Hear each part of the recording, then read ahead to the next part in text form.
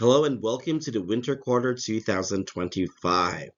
So this is a very exciting year for us, and I am glad to be teaching this course.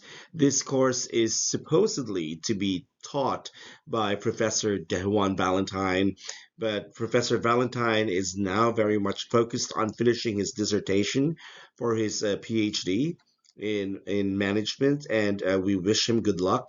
So for this course, I will be covering for Professor Valentine. This will be an interesting course because we will try to understand why do people buy things and how do people assess the value of things when they buy it.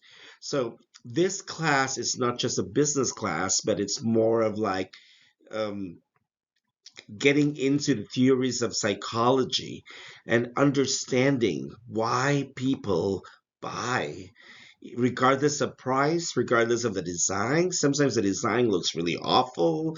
Sometimes the price is just too much, and you will wonder why do people still buy those things. And this course will help you understand it. Um, with this course, I chose the book Consumer Behavior: Buying, Having, and Being by Michael Solomon, and hopefully he will give us a better view of and a better understanding of what the theories and the explanations behind why people buy things. Okay, so let's proceed. Now, for the course overview, understanding consumer behavior, why it matters. So, why does it matter? Of course, consumer behavior and the study on how individuals make purchase decisions and use, dispose it, and experience products and services. This is crucial for businesses. And it matters for many businesses because this is where we, as business people, can develop a very effective and efficient marketing strategy and technique on how to entice the people buy the products. Apple did not just come up with an idea, a brilliant idea for people to line up the day before the newest Apple iPhone will be released or will be available. There is a study conducted that made them do all these strategies and techniques to entice people to buy Apple iPhones. So that's another interesting part of it. And or perhaps um the apartment where you live in, um, you don't just choose the apartment because you like the location. You don't just choose the apartment because you like the apartment, but you were enticed to go and check the apartment before you liked it. And the strategy or the technique that the real estate agent did to entice you to come and check the apartment is based on a series of studies on how people buy or avail of apartments. Okay, so it matters because businesses can effectively create marketing strategies. Businesses can effectively sell their products if they understand the reason and the hows, why and the whys on buying and purchasing products. Okay, so the course aims to equip you with a comprehensive understanding on consumer behavior, including the theories uh, and the foundations and practical applications in marketing. We will explore the stages of consumer decision making, the factors that influence them, and the various marketing strategies that will effectively engage consumers. So, what's the dynamic relationship between consumer behavior and marketing? Number one, okay, informed marketing. This is the first thing that you need to understand. Informed marketing allows you to understand consumer behavior as marketeers, okay, so that you can develop a strategy that will resonate with the target audience. And that means, and that way you will be able to increase your chances of selling the product. So, for example, um, let's just say, for example, a sports drink. Okay. Now, to be able to sell a sports drink, you need to understand who is your target audience. And of course, your target audience for a sports drinks are athletes, people who involved in sports, people who are hyperactive, people who have a very active lifestyle, like they people who want to go to the gym and exercise. And so that's why, because you know that these are your targeted audience, you're going to create a marketing strategy that will resonate with them, that will connect with them. Okay. So you cannot just create an advertisement of a sports drink that when someone drinks it, he feels healthy and refreshed. That's it? No. When someone drinks it, because he drank that sports drink, he became the fastest runner, or he was the fastest swimmer, or perhaps he was able to win the gold medal for the Olympics. So you show to them that with that sports drink, achievements and goals can be made, because people who have an active lifestyle, people who are living an active lifestyle, people who are athletes who are into sports, they are competitive and they want to win. So you need to resonate with them. See, that's how that's how consumer behavior helps you. It helps you understand your target audience of your product. Another, product development. So, by understanding your consumer and their needs and their wants, then you can create and design a product, or you can develop or improve the product and make it more appropriate, and make it more and help it deliver what the customer actually wants or what the customer actually needs. Okay. So, if you're going to look at um, the history of mobile phones, there were many mobile phone companies that existed before. There was Nokia, there was Motorola, and these companies are not small companies. They are major corporations that supplied mobile and cellular phones all over the world. At that time, yes, they were very popular because they were able to give in to the needs of the people, to have access to call wherever you are, that you don't need to go to an office, you don't need to find a telephone booth. You i mean you can be in the middle of the road, and still be you would be able to call people, or people would still be able to reach you, even if you're camping somewhere in the Yosemite Park. People can have access to you by calling your cellular phones. That's what the purpose of cellular phones were. You know, mobility and accessibility of telephone calls. And then um, there are people who are deaf and mute, who might who did not uh, who has no use of the mobile phone. So what did Motorola do? Motorola created the text messaging, because people who are deaf and mute, they can still avail of the mobile phones, not use it to call because they cannot hear and they cannot talk, but use it to communicate. How? By texting. So if you send a text message, you can communicate to anyone else, even if you're deaf and mute. So the needs of the deaf and mute are being addressed, and the needs of the deaf and mute consumers are being provided. So you're now expanding your consumer access. I mean, you're now expanding the access, and you're now expanding the demand of your product. Not only normal people who can talk and hear will buy your products, even the people who are deaf and mute can buy your products, because they can still communicate using your mobile phones through text messaging. So that is how Motorola designed their mobile phones, and it evolves. And then eventually the mobile phones kept on evolving. Radio is added because some people want radio on their mobile phones. Cameras are added because some people thought that, oh my God, I have too many things that I had to carry. I had to carry a radio, I had to carry a camera, I had to carry a mobile phone when I go camping or when I go on a trip. But what if I have a mobile phone and a radio and a camera in one?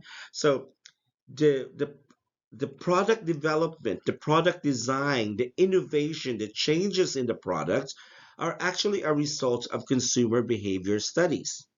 You just do not identify who your target audience are. You also identify their needs. You also identify their wants. You also identify what they think would be good. And from those information, you created and you designed, or you improved an existing product. You made it much more beautiful. You made it much more helpful, and and people would find it very amazing. And so right now, I mean, you actually, if you come to think of it, you people do not really need mobile phones. We can talk, we can communicate. If we need to talk to someone, there's always a telephone line available. But now it seems like people are very independent. I mean, very dependent. They are very dependent and very reliant on their mobile phones, that they couldn't live without their mobile phones. And that is how the marketing is being made, you know, that mobile phones are a necessity. Mobile phones are not necessities. You can survive without mobile phones. But how do how do businesses market the mobile phones? They market the mobile phones as if it is a priority, as if it is a necessity, as if you will not survive without the mobile phones. So, and they know how to market that one because they know that their target audience are people who are living and working in a busy city. They don't target the people who lived in the rural areas. They don't target the people who lived in the isolated mountain areas. They target the people who are living in the city, because the people who are living and working in the city are the people who think that they don't have time. And that's why they came up with the idea that the cellular phone or the mobile phone is a necessity, because that's how people behave. So this is so it's really interesting how businesses can come up with a strategy that makes you think and feel that you need these things even if you don't need them. Okay. Effective advertising, of course, very good. And this is what I just explained. um, the way they advertise the cellular phones and the way they advertise the mobile phones is as if it is a necessity and a priority to day living. And then, of course, consumer behavior also gives you a competitive advantage, because if you know your target audience, if you know the needs of your target audience, you just don't create an advertising strategy or a marketing strategy that would resonate or connect with them and make them feel that your product is a need, but you also have an edge, an advantage over other companies. Okay. And that's what happened when Apple realizes that they have to evolve, that they have to understand their market, they have to understand their target audience, and they need to constantly give in to the demands of their target audience. Apple is now the number one selling, or the number one provider of cellular phones all over the world, together with Samsung. What happened to Nokia? What happened to Motorola? These businesses closed down because eventually they were not ready to evolve. They were not ready to innovate because they missed the part where they need to understand and give in to the demands of the market. Okay, so the consumer decision making process. This is the most important part of consumer behavior analysis or consumer behavior understanding. Okay, from the word consumer, these are the people who buy. Behavior, the way they behave. And when you analyze and you understand it, then it becomes a consumer behavior analysis. So, The consumer behavior analysis starts with how the consumer decides. Okay, so the decision making process. So, number one, they need recognition. So, the process um, of the consumers, this is to require a need or want that or want that require. Sorry. Um, the process begins when the consumer recognizes a need or want that that requires fulfillment. Okay, so and sometimes a lot of these companies even create the need, create the feeling of the need. Okay, as long as that feeling is recognized by the consumer, and the consumer also has the feeling, not just recognizing it, but feeling to fulfill that need. That's according to Solomon's in his book. Okay, so for example, okay, let me find a good example. Okay, okay, let me find a good example. Let's just say, for example, um, organic food. Okay, for the longest time, not too many people were very conscious when it comes to organic food. Okay, for the longest time, people were eating processed food.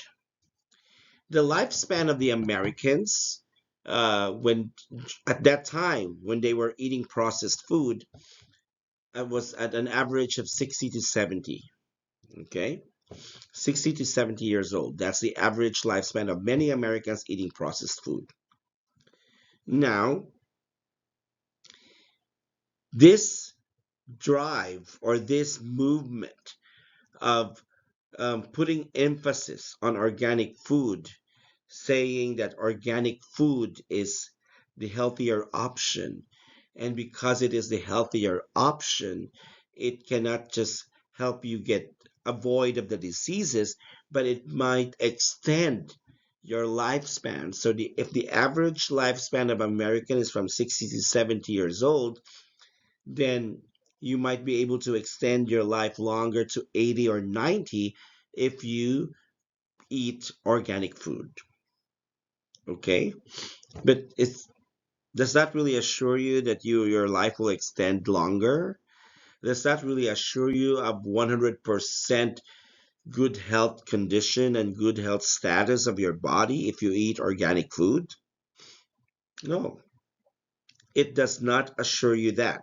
It is just a healthier option when it comes to food intake, but it does not assure you that you will live a healthier life, you will have a healthier body, and you will have a longer life just because you chose to eat organic food. But the way it is being presented made people realize that, oh, I want to spend more time with my family, so I need a longer life. Oh, I don't want to suffer those kind of diseases, so I need to eat organic food to have a longer life, to avoid these kinds of diseases. But then again, it does not give you 100% assurance that you can avoid cancer. It does not give you 100% assurance that you can avoid heart failure or any other diseases. It does not give you an assurance that your life will be extended for the next 10 years because you are eating organic food. No, it's not. But the way it was being presented, people, the market recognized the need. Okay, that's what happens. The market recognized the need to be healthy. The market recognized the need that they want that or want to live longer. And because of that, they are having this desire and this struggle that they need to fulfill these um, need or want that they now recognize. Okay, so that is the first thing or the first step that happened, the recognition. Number two, information search. Of course, when you have now the need, that you want to fulfill, you want to search for information. What are the things that can fulfill my need? Okay.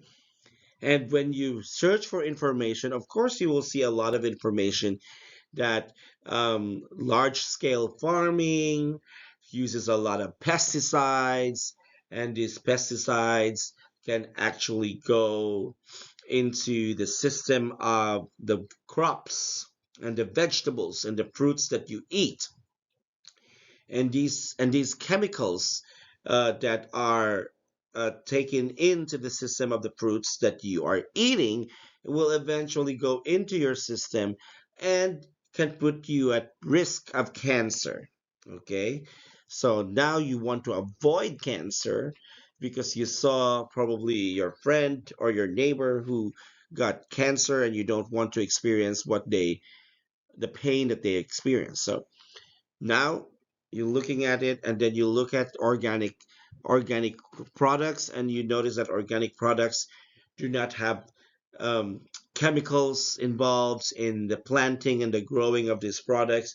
And because of that, there are the chemicals that will get into your system after you eat these organic crops, organic fruits, organic vegetables, are only natural chemicals from the soil, or from the earth. And you will be like, okay, so this is a healthier option, and you take that one. Okay, it's because there is an information search. After the information search, there will be an evaluation of alternatives. Okay, so evaluation of alternatives. So you will evaluate, okay, look at this. If I eat this, it's cheaper, it's easily accessible, I can buy it anytime, but it puts me at risk of cancer, which can cost me a lot of money in the hospital and in the chemotherapy treatment. If I get the organic vegetables, they are more expensive, difficult to find, but eventually puts me or helps me get the avoid the risk of cancer. And if I avoid the risk of cancer, it will help me not just go through the pain, but also it will help me save money with the doctors and medication and hospitals. Again, there's no assurance, but because that's the alternative, then after you weigh the options, then you choose the organic, regardless if it's expensive, regardless if there's no assurance, but you chose it. So that is when you make your purchase decision, because you realize that at the end of the day, it's more beneficial to buy the organic, even if it's more expensive, even if you drive farther to go to the organic grocery, even regardless if there's a grocery near your house, you drive farther to go to the organic grocery store, buy the organic options, which are more expensive, because you realize after evaluating that it has more benefits than the actual cost. Okay. And then you will have now the post purchase behavior. So the post purchase behavior is because you bought it, you don't want to feel bad of your decision of buying it. You want now to consume it and feel that you made the right decision and you were smart in buying that product. Okay. And now you take it in and you believe that, yes, I will be cured from my illnesses. My A1C will go down because I am now eating organic. My cholesterol levels will go down because I am eating organic. Mhm. Again, there's no 100% assurance that that will happen, but you believe it will. The power of the mind can always control your body. So maybe it will. Okay. So this is how the consumer decides. This is the process on how the consumer thinks. Now you know how the consumer thinks, then maybe you can create your effective advertising. Now, what are the factors that mostly influence the decisions of the customers? Of course, number one, it's cultural influences. um, because culture is where we live, we thrive, and we grow. So therefore, culture has a lot of influence when it comes to the decision. Okay.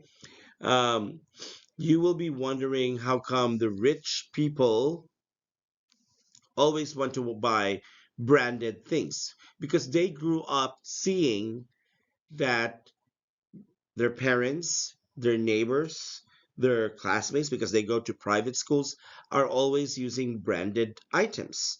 And they will have this cultural um, upbringing, I would say, and they will have this thought and notion that if it's branded, it's quality.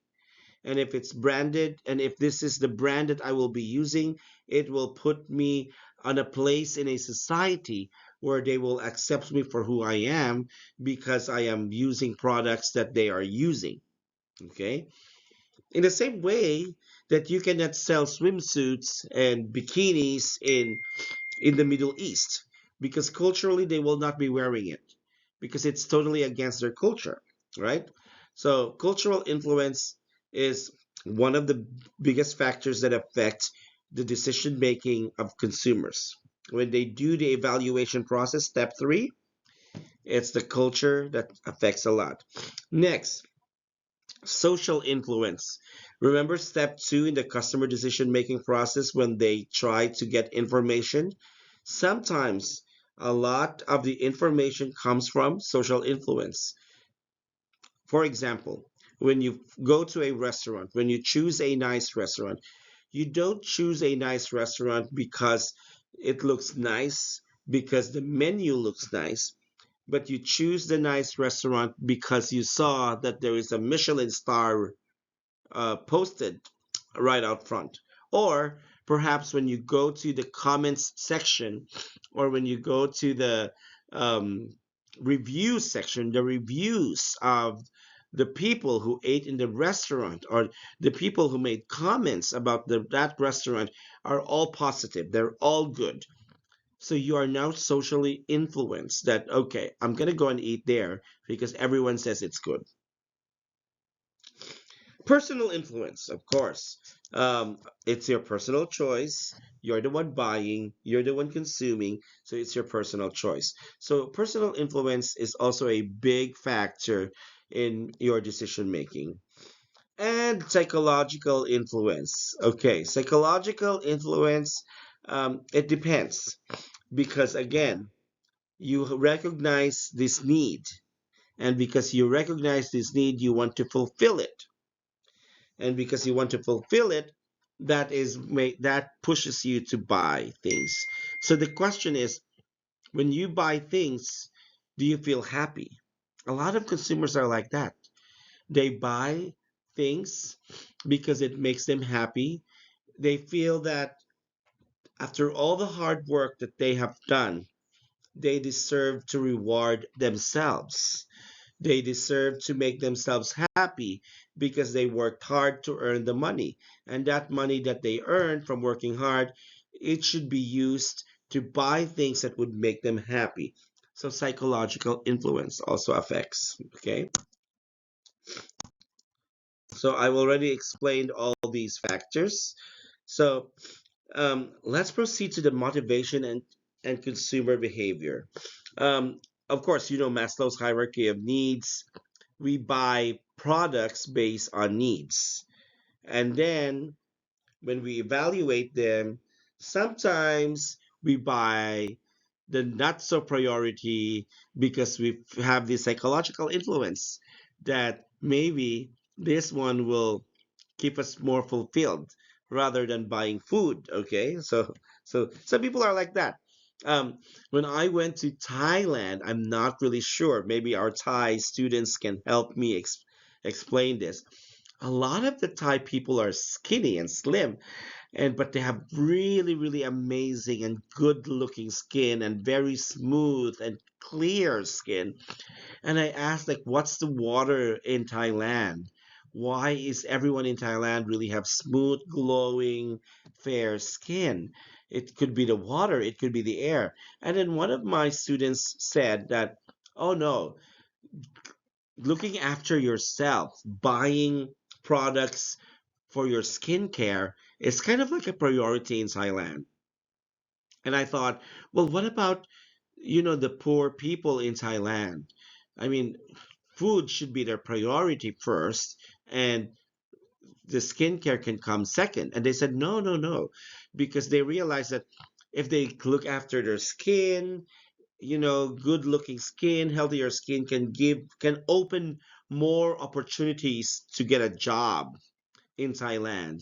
So you can really find work because people would accept. I mean, yes, it's a factor when you apply. Good looking people are more favored than the not so good looking people. That's really a psychological influence. But then they also said like it also helps us maintain our figures because we don't want to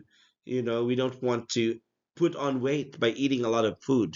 So instead of buying food, we buy less food but more on the skincare products. So that could be like a very questionable um, theory because usually people when they're motivated to buy it, they really follow Maslow's hierarchy of needs, the needs of which one is the most important to the least important. But now um, they are these Maslow's hierarchy of needs are now being influenced by other motivational factors. Okay, so perception and consumer behavior. So this is what I was trying to explain earlier, that there is like a selective attention, a selective distortion, and a selective retention. So with a selective attention, consumers tend to pay attention to the information that is relevant to their needs. They don't listen, or perhaps they don't notice other factors and other things because they got stuck to the idea that this product is going to give them what they need. Okay. Then selective distortion. Consumers may interpret information in a way that conforms to the existing beliefs and attitudes. This can lead to be biased, a biased perception of products and brands. So again, this is what I explained to you about a theory on why Thai people prioritize skincare products over food. Okay, because selective attention. When the skincare product is being advertised and showing the effect, the benefit of a glowing, beautiful skin, their attention was focused now on the glowing, beautiful skin, which can result to more opportunities of employment and jobs and a much better economic standing once you start earning money. Okay, so for them, if you buy food, it will fill you in. It will fulfill your desire for food. It will fill you in from hunger. It will nourish you. But that's it. What are the other things that food can give you? So for them, if I will not buy food, but if I will buy skincare products, I'm not just getting a glowing and beautiful skin, but I will have more chances to find a job. So there is now a selective attention and a selective distortion. So they're now interpreting it in the way they want to believe that it should be. And of course, a selective retention. Consumers are more likely to remember information that supports their belief and attitudes while hoping information that contradicts them they any information that contradicts their belief, they don't pay attention to it anymore. Okay. um so this one, learning and consumer behavior, we have classical conditioning, operant conditioning, and cognitive learning. I believe you have learned this from your psychology classes with Ivan Pavlov, about classic operant conditioning and classical conditioning, which means classical conditioning is this theory suggests that the consumers learn through associations between stimuli and response. Okay, so for example, um, Why do we believe that wearing perfume is a necessity? So we don't need perfumes, actually. We don't need perfumes. But why are perfumes so expensive? And even if it's very expensive, people still buy perfumes. Because if you look at the advertising of all the advertisements that you see about perfumes, it's all about beautiful people wearing perfumes. And do you associate yourself that if I wear this perfume, people will not just think that I smell good, but people will think that I am beautiful. I will be associated with the model, the supermodel that is in the TV, or that is in the scent of the perfume in the magazines, or that is in the billboards. Okay. So when people smell my scent and they can tell that, oh, it's Paco Rabanne, what they remember is the beautiful or handsome model on the billboard of Paco Rabanne. And, you know, I become attractive to them because that's classical conditioning. Okay. Um, Now, operant conditioning, on the other hand, is that it emphasizes the role of reinforcement. So that means if you do good, you get a reward. If you do bad, you get a punishment. Okay. um, it's a it's a very psychological. It's a topic in psychology that is very very interesting, and I like to discuss. But that will bring us a, a whole new episode of discussion when it comes to operant conditioning. So I will discuss that probably in the next classes. Um, but this is also affecting our consumer behavior. Okay, so and really works with children. So, especially when children, when they get good grades or when they perform well in school, you give them a candy or a chocolate.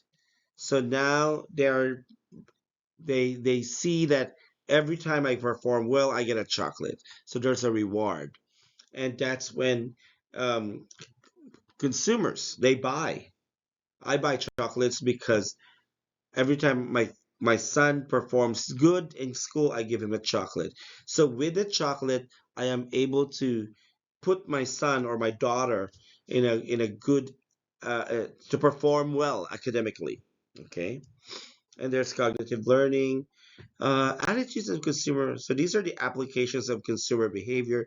You can apply them in training, you can apply them in school, but most of all, you can apply them in business where you are going to create an effective advertising campaign with a very strong message that makes people buy, or you can create a marketing strategy that will resonate to the needs of the people, making them feel that your product is a need and not just another product.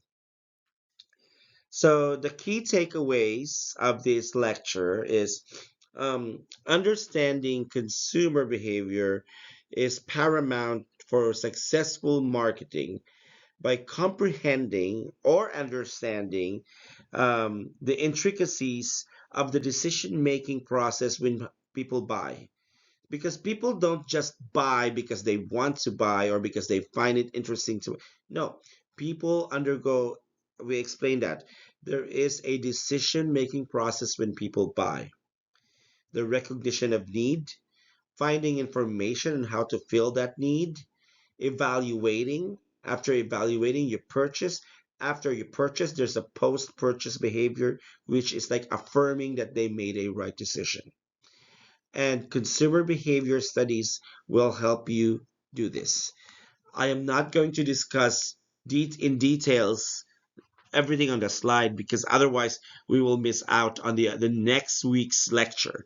The next week's lecture are the more. This is just an introduction of this course. So the next week's lecture will be a more detailed on how not just to understand your consumer, but even how to manipulate and control your consumer to make them feel and think that your product is a need that they should buy.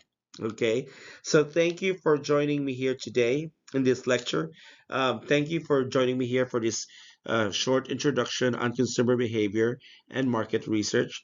And in the next weeks, we will be talking about clearly the theories. So I will discuss classical conditioning, cognitive learning, operant conditioning, and how these theories not just help you manipulate your customers, but help your customers motivate to buy your products. Okay, it will help you create a very powerful advertising campaign. Okay, so thank you very much and have a great day. Goodbye.